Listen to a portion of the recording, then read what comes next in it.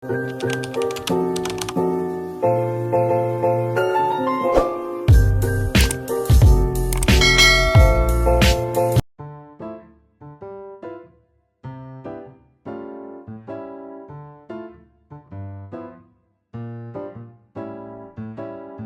guys, good morning. So today is October, ano tawag dito? October 3, 2024. So ang bilis-bilis ng araw, no? Pang third day ko na post off na operation ng aking wisdom tooth sa baba. Pero ewan ko kung sa November gagawin ko yung sa taas, pero hindi pa ako sure. Tapos, ang tawag dito, madami pa naman akong damit. Hindi ko pa naman kailangan maglaba. Ayan. Pero 2 beses ako nagpapalit kasi alam nyo na, pawisin ako. So yun guys, ganito kadami yung labahin ko. Tapos, siguro mga next week pa ako maglalaba. Kasi weekdays ako naglalaba eh. Ayoko maglaba ng weekend. Gusto ko kapag weekend talaga, alam nyo yung sulit na sulit ko talaga ang weekend. Yung, ang tawag dito, naglalaba ka, nagluluto ka, ganyan, kapahinga ka. Ayoko kasi na naglalaba tuwing weekend, parang, oh my gosh, parang full, full work ka na, pagod ka na, no? So yun guys, yun ang ating, ano kaya pwede kong kainin? Parang gusto ko mag-cucumber juice ulit. Nag-drink na ako ng water. At saka hindi ako guys. Hindi ako nakakapag-glutagency yung gummy bears. Kasi parang sisiksik yun sa ngipin ko. Kaya ngayon, in-stop ko muna. Pero susunod na araw, siguro mga by Saturday or Sunday or Monday, pwede na ako. Kasi ngayon Thursday pa lang eh. Tapos alam nyo ba guys? Unang kita ko sa Facebook, bumalik daw yung bagyong Julian. Kaya, kung mapapansin nyo, makulimlim na naman sa labas. Nakakaloka. Ayan, tinan nyo. Makulimlim. Kapag binuksan ko yung tala. Makulimlim siya, guys. Makulimlim sa labas. Hindi ko masyadong binubukas itong bintana. Kasi, malamok dito sa taas. Puno kasi yung, namin, surroundings at saka mga halaman. So, alam nyo na, ayoko magka-dengue. Dito nga may nakakapasok na lamok eh, kala nyo ba? So, ang ginagawa ko talaga, hinahunting ko talaga yan. Here is my food, guys. Rice, and then yung toge na niluto ko na nakaraan na may carrot, sayot, at saka atay ng manok. Ayan. So, meron akong, nakapag-refill na ako ng water dito, pero mamaya maglalagay ako ng ice dyan. So, yun. Kain tayo, guys. Kain tayo, guys. Sana hindi mag-slide yung phone ko. Lamig na ba? Mainit pa?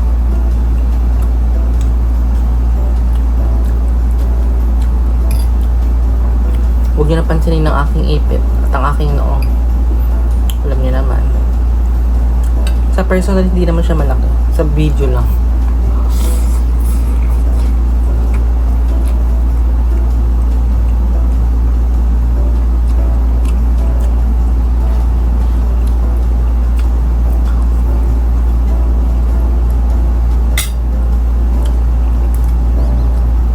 Medyo masakit siya, pero siguro part ng healing process yun. Parang dito yung sakit. Diyan.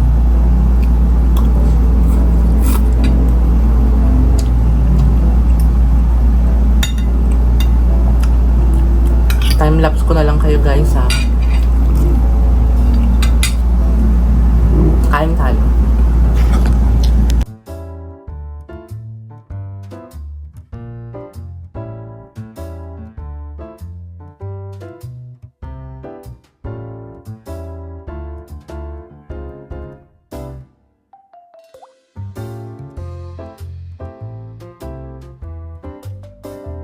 So guys, we received another parcel from Ninja Van. And hindi ko ipapakita yung address dito kasi bawal. Yung community guidelines. And this is from, oh my god, can you see that? Do you see that? This is from East West Bank. So i-check natin kung ano ito. Tanggalin muna natin ito. So guys, nagunting ko na. Ayan. Check natin kung ano to. East West Bank, guys. Bagong credit card na naman. Diba? Magtitiwala sa atin ang bangko, pero bawal ipakita ang information. So, ang mapapakita ko lang sa inyo is yung... So, ito ang sinend ng East West Bank na card. Kita nyo ba? Gold color. Yan ang ating card. Thank you, East West Bank, for approving my credit card. Thank you. This is my lunch, guys. Pancit Canton. Kasi wala na akong maibang maluto na soft food. And then mag-rice ako ng konti para makainom na ako ng antibiotic for the second time today. And, ayan. Isang boiled egg. Kain tayo, guys. Yummers. Let's eat. Dinurog ko yung pancit canton ng maliit. Pero hindi durog na durog.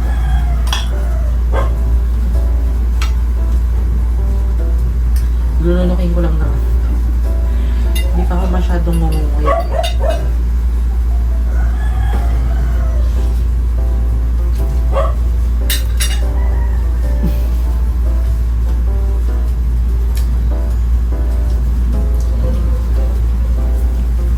Lulunok ko lang.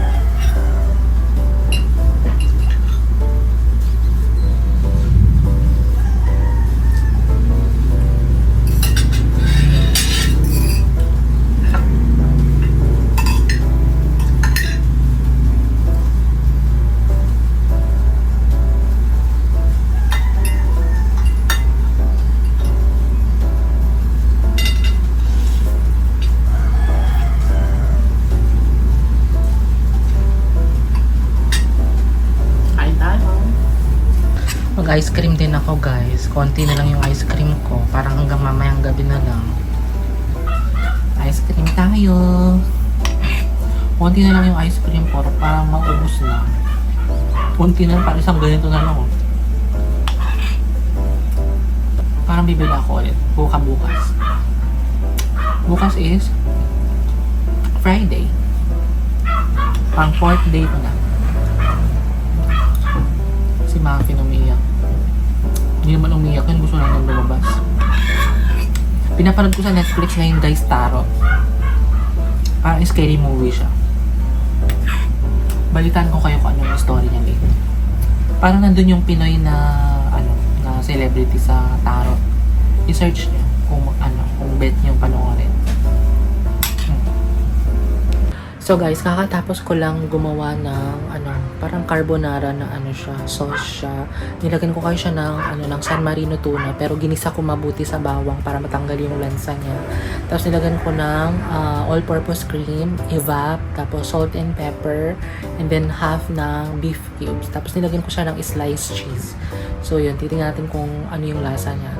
Tapos nilagyan ko pala siya ng konting flour para lumapot yung sauce niya. And then, naglaga na din ako ng macaroni, pasta. So, yun ang aking dinner.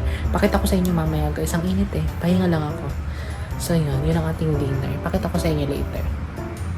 So, ito guys, yung tiniluto ko. Parang tuna carbonara siya. Ayan yung mga pink-pink na yan. Tuna yan. Yung century tuna na red. At saka yan, may cheese siya. At saka nilagyan ko lang yan ng all-purpose at saka evap. Then meron pa ako ditong sobra para kapag nagutom ako mamaya yan ang kakainin ko. Kasi 9:30 PM pa lang. Tapos 12 ako mag-iinom ng antibiotic. Kailangan ko talagang kumain. Guys, kain tayo. Dinner. Kain tayo, guys.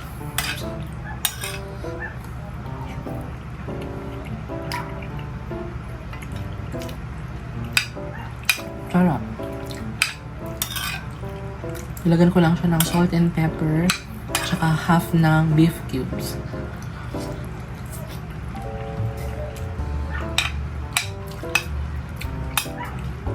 Ito na yung pinaka-soft na kaya kong lutuin. Sopa sana. Wala naman akong carrots tsaka repolyo. Celery.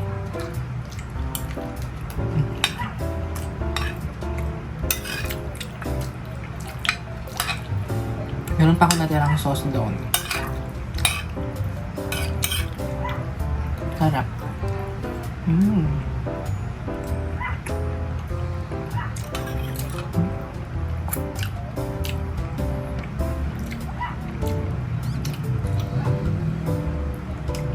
Nilagyan ko din ng slice na cheese.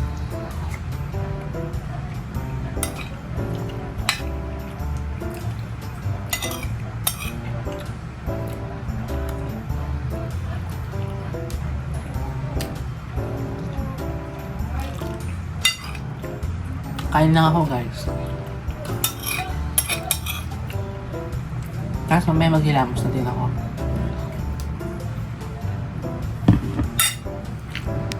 Nakapaghilamos na ako, guys. So, hindi na tayo maingay kasi ang tawag dito, tulog na yung mga aw-aw-aw. Malaki na rin, di ba? Tulog na sila. Kasi it's 10:30 p.m. na. So, maghilamos ako late na kasi late na din ako nag-dinner. Mag-skincare ako ng Jelly Pre, my favorite. Ayan, kita nyo ba? Sana makita nyo kasi hindi na po focus, naka-back camera ako sa phone ko. And then yun guys, ang ating ganap for today. Ganap nang hindi lumalabas. Wala namang lumalabas. Hindi naman ako gumagamit. Alam yun na, mahirap na. Dito nga lang sa bahay, sumasama yung pakiramdam ko para akong lalagnatin. Konting move ko lang. Kanina tumawag ako sa Union Bank para magpa-waive ng annual fee kasi na-charge ako ng annual fee na 2.5 dun sa isa kong credit card sa Union Bank na hindi ko naman ginagamit. So, pina-waive ko siya. Sayang din naman ang 2.5. Diba? Tapos, na-charge ako ng annual fee ng Union Bank 2.5. May dumating naman sa akin bagong credit card sa East West Bank, Kaloka. I'm very thankful kasi may mga bangko na nagtitiwala sa aking credit score. Ang lalaki ng credit limit na binibigay nila, starting credit limit. Imagine. So yan guys. Dito ko na din i-end yung vlog ko. Thank you guys for watching this vlog. I hope you like it. Please don't forget to like, share, and subscribe to my YouTube channel. And don't forget to turn on the notification bell para updated kayo sa bagong vlog na i-upload ko since nagde-daily vlog ako guys. So yun, thank you guys for watching. Bye! Good night! God bless us all. End ko na yung vlog. Bye!